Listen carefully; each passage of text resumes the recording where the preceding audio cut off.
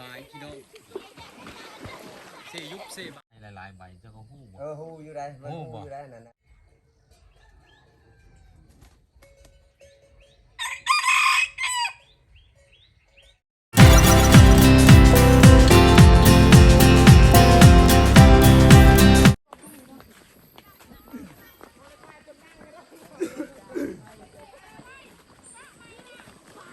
ว้าวลงมาอาบน้ำจังเอ้ยอยู่เสบายตะโมนแท้เนาะ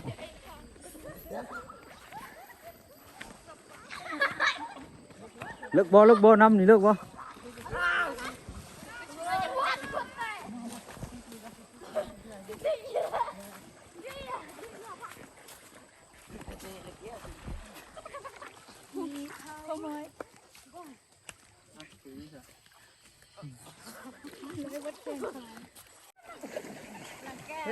สาวเก๊กพี่มาอาบน้ำมาย่างมึงรู้อยู่เลิกบ่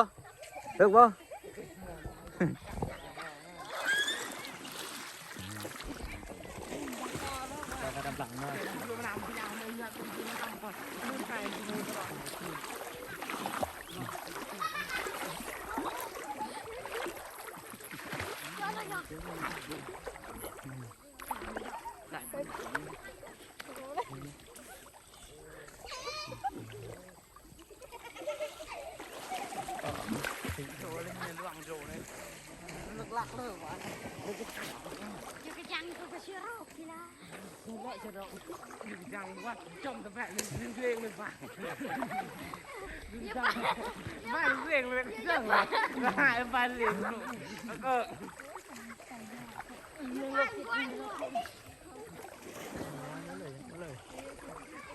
เอาทางนอนแล้วอยู่ว่าอะไรขาเนี่ยกันเกี่ยวกับการในยอดเลย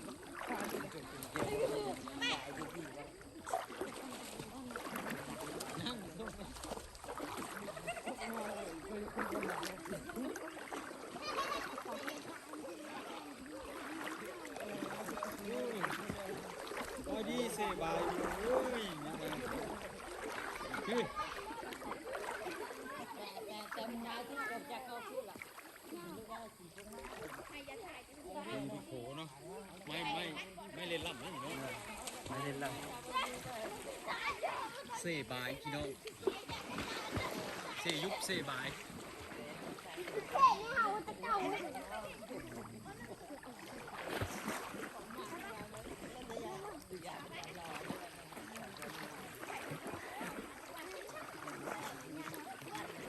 แค่นั้นแหละไหมโอเคเดี๋ยวละ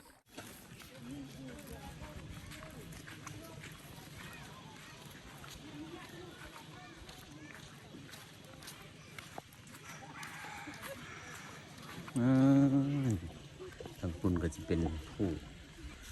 เขาพี่น้องบ้าน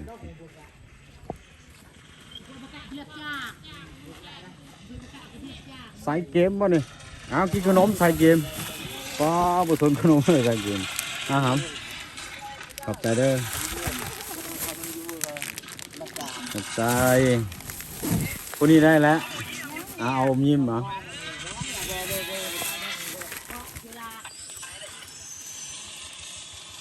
เมื่อเด้อทางนี้เด้อโอ้โมเป็นยังโอ้โดยไปจับจ้างเสียหญ้าอันมันเนาะทุกบาทหน่อยตอนแรกชา4 โมงก็โอ้มาปะเช้าหรอคะฝากขนมไว้ให้ลูกเต้าขอบใจเด้อชงให้มันเลย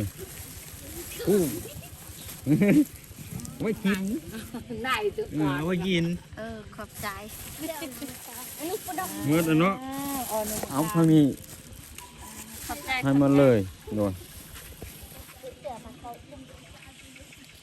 เนาะลูกสาวน้อยบ่ได้สำนอกบ่หอดทำ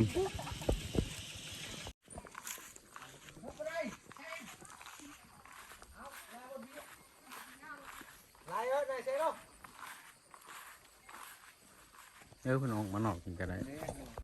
โอ้ตะเก่าทั้งน้ำก็ได้นึ่งข้าวก็ได้โอ้ตำข้าวก็ได้ โอ้สบายดีสบายดี สบายดีสบายดี โดย เออ ลงลุ่มก็ได้เนาะเจ้าเนาะ เออ ลองลงมึงดูโหไปดีมั่งลีโดย เกี่ยวเข้าผม เกี่ยวหันเข้า เออเกี่ยวข้า โอ้ ว โยมเอ็ดอะไรบอกเอ็ดขมั่งอะไร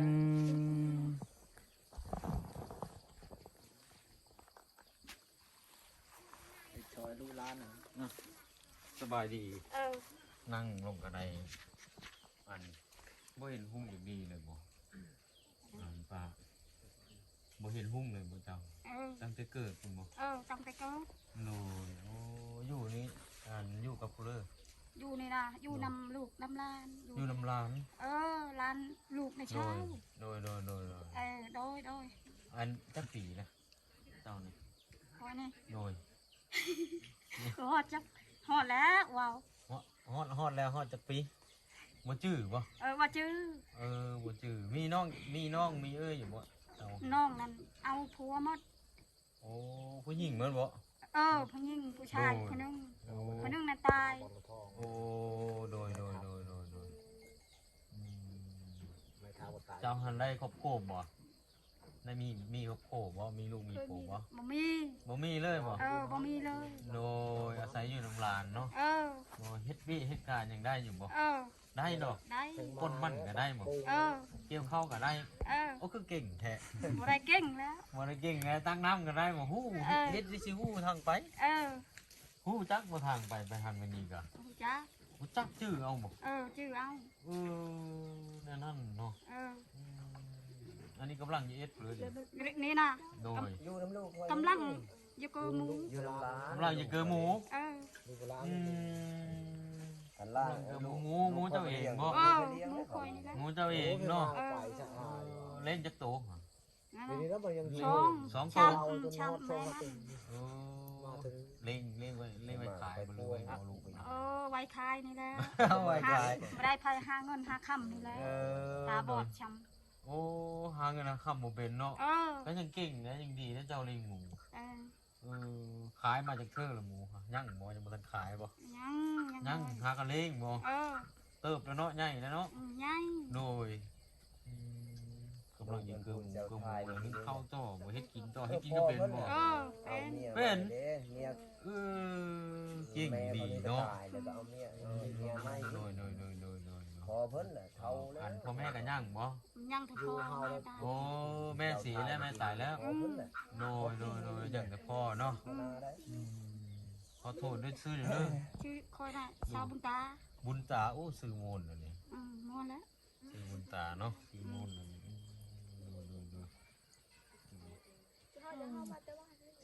สีลายเติบเลยได้แล้ว4-50 ปีแล้วเนาะ ไปดำก็ไปเช่าไปไปเนาะ ใช่แล้ว ดูลูกเต่าเนาะโดย มือไทยเลี้ยงกันง่ายเดี๋ยวนั่นก็มาอยู่น้ำร้าน คอยสิให้กำลังใจเจ้านะ เออ ให้กำลังใจเจ้าคอยให้นี่ก็ตามความศรัทธาตามความค่อยมีคอยให้เจ้าเด้อให้กำลังใจบ่ให้เจ้าท้อถอยให้เจ้าสู้ชีวิตต่อไปเด้อโดยเล่งเป็ดเล่งไก่เล่งหมูไปเรื่อยๆเก่งดีเจ้าอันนี้100,000เด้อไป100,000เด้อเอาไว้ซื้อแล้วที่เจ้าอยากซื้อละ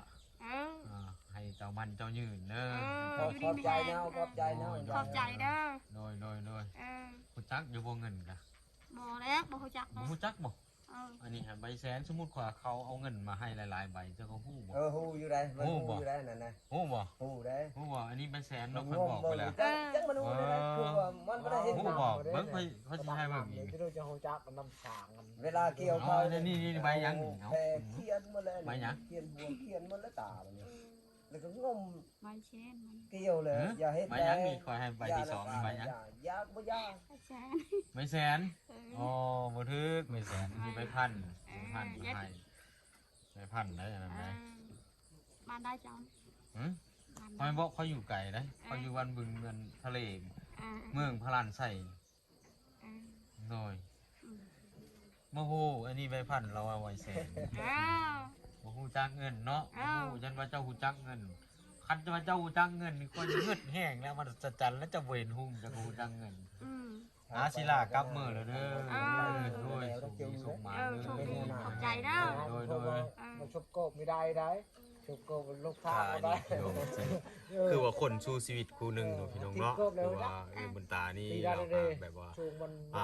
ตาบอดพิการตั้งแต่เกิดมาได้พี่น้องนะ พูดฮอด คือว่าเพิ่นนี่ก็สู้ชีวิตมาเฮ็ดเหตุการณ์เฮ็ดได้ทุกอย่างแบบคนปกตินี่แต่ว่ามันก็สิบ่เก่งคือคนปกติ เมื่อ พี่น้ กี้ อง นี่ชุมเจ้าท่ายกับแม่คนนี้แหละ โอ้ แม่ไป โดยแต่ว่าเพิ่นนี่ ไม่นาแบบว่าไม่นาแบบภาษา สู้ชีวิตเนาะสู้ชีวิตเพิ่นนี่สู้ชีวิตนะก็บรรดาคนที่ว่าคิดท้อถอยเนาะเกี่ยวกับชีวิตตัวเองอยากให้เอาเรานี่เป็นแบบอย่างพี่น้องเพราะว่าเพิ่นนี่จากตาบ่เห็นหุ้งแล้วเพิ่นเป็นยังสู้ชีวิตเลี้ยงเป็ดเลี้ยงไก่เลี้ยงหมูแล้วก็ตักน้ำนึ่งเรื่องราวชีวิตของเอ้ยบุญตาผ่านไปแล้วพี่น้องก็คือบ่สิ่งนั้นอยากให้พี่น้องที่ว่าเบิ่งคลิปชมคลิปบ่ว่าทางช่องทางใดก็แล้วแต่ของช่องบ่เสียงบึงทะเลเนาะพี่น้องเนาะก็อยากให้พี่น้องหันฮึดสู้เนาะสำหรับท่านที่ว่าคิดว่าตัวเองนั้นบ่มีหยังเนาะแต่ว่าคือเอ้ยเพิ่นนี่ก็เพิ่นก็เราก็ถามว่าครบ32อย่างบ่มีอย่างหนึงบ่ครบพี่น้องคือว่าตาเพิ่นเนาะเพิ่นพิการทางสายตาแต่กำเนิดมาแต่เพิ่นก็สู้มาตลอดนี่คือว่าเพิ่นคนที่เข้มแข็งบ่เสียงเลยมาให้กำลังใจเพิ่นตื่มอีกเนาะพี่น้องเนาะก็